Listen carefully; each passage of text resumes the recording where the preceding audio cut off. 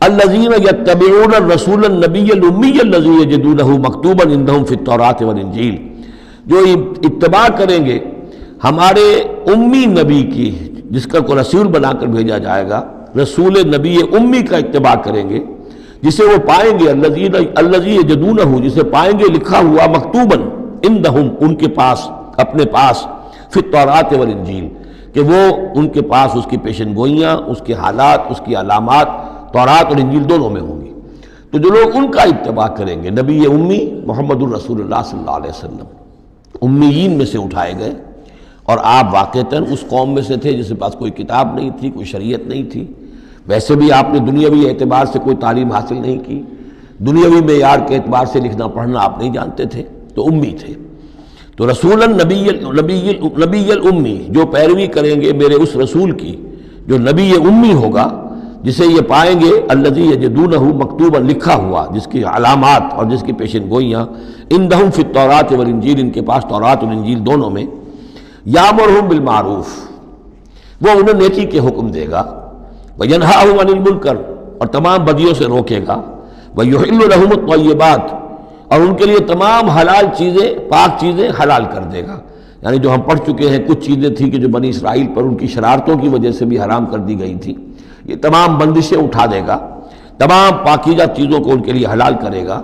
وَيُحَرِّمُ عَلَيْهِمُ الْخَبَائِثَ، اور جتنی خبیث ناپاک چیزیں ہیں انہیں حرام قرار دے گا۔ وَيَضَعُ عَنْهُمْ إِصْرَهُمْ وَالْأَغْلَالَ الَّتِي كَانَتْ عَلَيْهِمْ، اور ان سے اتار دے گا، دور کر دے گا، انہیں نجات دے گا ان کے بوجھوں سے اور ان کی ان توقوں سے کہ جو ان کے اوپر پڑے ہوئے ہوں گے۔ یعنی مختلف رسوم اور رواج، ان کے توق جو لوگ باندھ لیتے ہیں اپنے گلوں کے اندر، چاؤ میں کچھ لوگ دولت والے جو ہیں وہ نئی نئی رسمیں ایجاد کرتے ہیں، نئے نئے تہوار ایجاد کرتے ہیں، نئی جو ہیں، اور تقریبات کا چرچا ہو جاتا ہے۔ غریبوں کے لیے پھر ان کو پورا کرنا پڑتا ہے، شادی بیاہ کی یہ تقریبات ہیں۔ اب جن کے پاس حرام کی دولت کے انبار جمع ہیں، ان کے لیے تو اپنی دولت مندی کے اظہار کا موقع ہے، کیسے پتہ چلے گا ہم دولت مند ہیں؟ اسی طریقے سے جیسے کہ ہندوؤں کے ہاں بنیے کی دولت یا لگتی تھی مکان پر یا بیاہ شادی پر، باقی کھانا پینا ان کے ہاں نہیں تھا، نہ اچھا پہننا، نہ اچھا کھانا، نہ اچھا پینا، لیکن مکان بنائیں گے تو عالیشان، اور دوسرے یہ کہ شادی کریں گے تو پھر ٹھاٹ کے ساتھ۔ یہی ہمارے ہاں بھی معاملے چلے آ رہے ہیں، وہ ہندوانہ پس منظر ہے اور اس میں رسومات ہیں۔ اب یہ امیروں کے لیے تو چونچلے ہیں، غریبوں کے لیے یہ اسر اور اغلال ہیں۔ اسر وہ بوجھ کو جن کو لے کے چل نہ سکے، نتیجہ کیا نکلتا ہے؟ بچیاں بیٹھی ہوئی ہیں، ہاتھ پیلے نہیں ہو سکتے، شادی نہیں ہو سکتی، نہ نومن تیل ہو، نہ رادہ ناچے، نہ سارے تقاضے پورے ہوں، نہ شادی ہو سکے۔ تو یہ جو اسر اور اغلال لوگوں نے، پھر یہ کہ جو سوشل ایولیوشن کہہ لیجئے یا جو بھی اس کے اندر تنزل ہوا ہے، جس کے نتیجے میں لوگوں کے اوپر طرح طرح کی قیدیں آ گئی ہیں، کہیں جو ہے وہ جاگیرداری نظام آ گیا ہے، اس کی قید ہے، کہیں بادشاہت ہے، امپیریلزم ہے، اس کی قید ہے، کہیں سرمایہ دار نظام ہے، اس کا تشدد ہے۔ تو محمد جب آئیں گے، یہ اللہ تعالیٰ فرما رہے ہیں، تو ان تمام قیدوں سے نجات دلائیں گے، ان تمام بوجھوں سے نوع انسانی کو نجات دیں گے، عدل اور قسط کا نظام قائم کریں گے۔ تو وہ چاہے رسومات کی شکل میں ہو، اور چاہے یہ کہ ایک نظام ظالمانہ، ایکسپلائٹیٹو اگر نظام ہے، ریپریسو نظام ہے، تو اس کو ہٹا کر فالذین آمنوا بہ۔ اب یہ جو الفاظ آ رہے ہیں اس آیت مبارکہ کے، یہ بہت اہم ہے، اس پر میرا ایک پورا کتابچہ موجود ہے کہ جس کا عنوان ہے نبی اکرم صلی اللہ علیہ وسلم سے ہمارے تعلق کی بنیادیں۔ فالذین آمنوا بہ، گنتی کر لیجئے، تو جو لوگ ان پر ایمان لائیں گے، پہلی شرط ہے ایمان، وعزروہ، اور ان کا ادب کریں گے، ونصروہ، اور اس کی مدد کریں گے، واتبعوا النور الذی انزل معہ، اور اس نور کی پیروی کریں گے جو ان کے ساتھ نازل کیا جائے گا۔ اولئک ھم المفلحون، یہی لوگ ہوں گے فلاح پانے والے۔ اللہم ربنا اجعلنا منہم۔ اب یہاں تھوڑی سی وضاحت کر لیجئے، فالذین آمنوا بہ، وہ لوگ جو اس پر ایمان لائیں گے۔ ایمان کے دو تقاضے سمجھ لیجئے، ایک تقاضا اطاعت، لا یؤمن احدکم حتی یکون ہواہ طبعا لما جئت بہ، تم میں سے کسی شخص کا مجھ پر ایمان نہیں ہے جب تک کہ اس کی خواہش نفس تابع نہ ہو جائے اس کے جو میں لے کر آیا ہوں، جو احکام میں لے کر آیا ہوں۔ تم اگر جب ایمان رکھتے ہو کہ میں اللہ کی طرف سے لے کر آیا ہوں تو تمہیں حکم ماننا ہے۔ لا یؤمن احدکم حتی یکون ہواہ طبعا لما جئت بہ، دوسرا تقاضا لا یؤمن احدکم حتی اکون احب الیہ من والدہ وولدہ والناس اجمعین، تم میں سے کوئی شخص مومن نہیں ہو سکتا جب تک کہ میں اسے محبوب تر نہ ہو جاؤں، اپنے باپ سے بھی، بیٹے سے بھی، تمام انسانوں سے۔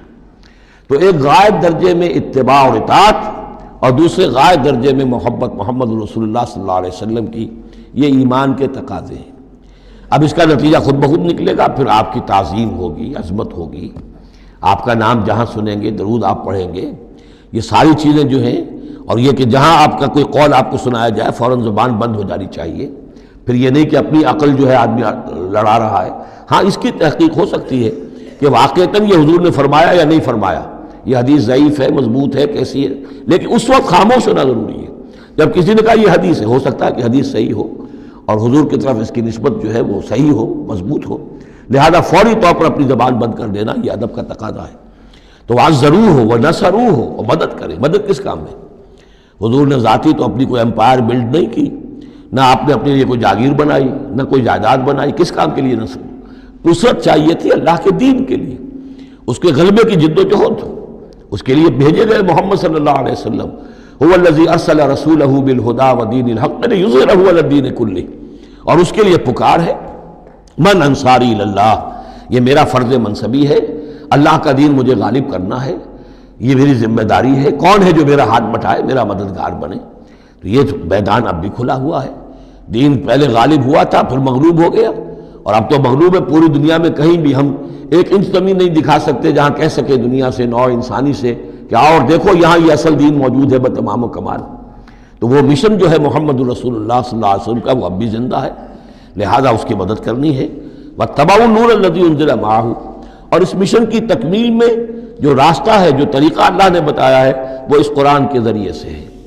تذکیر قرآن سے، تبلیغ قرآن کی، انذار قرآن سے، تبشیر قرآن سے، تعلیم قرآن کی، یتلو علیہم آیاتہ ویعلمہم الکتاب والحکمۃ ویزکیہم، اس کے ذریعے سے لوگوں کو کھینچو، لوگوں کو نکالو گندگیوں میں سے اور اندھیروں میں سے، لوگوں کے اندر ایمان کی شمع روشن کرو، پھر انہیں منظم کرو، جمع کرو، پھر باطل سے ٹکراؤ۔ فالذین آمنوا بہ وعزروہ ونصروہ واتبعوا النور الذی انزل معہ، تو جو لوگ ان پر ایمان لائیں گے اور ان کی تعظیم کریں گے اور ان کی مدد کریں گے اور اس نور کی پیروی کریں گے جو ان کے ساتھ نازل کیا جائے گا، یعنی قرآن مجید حضور کے ساتھ یہ نازل کیا گیا، بھیجا گیا۔ اولئک ھم المفلحون، یہی لوگ ہوں گے فلاح پانے والے۔ اللہم ربنا اجعلنا منہم۔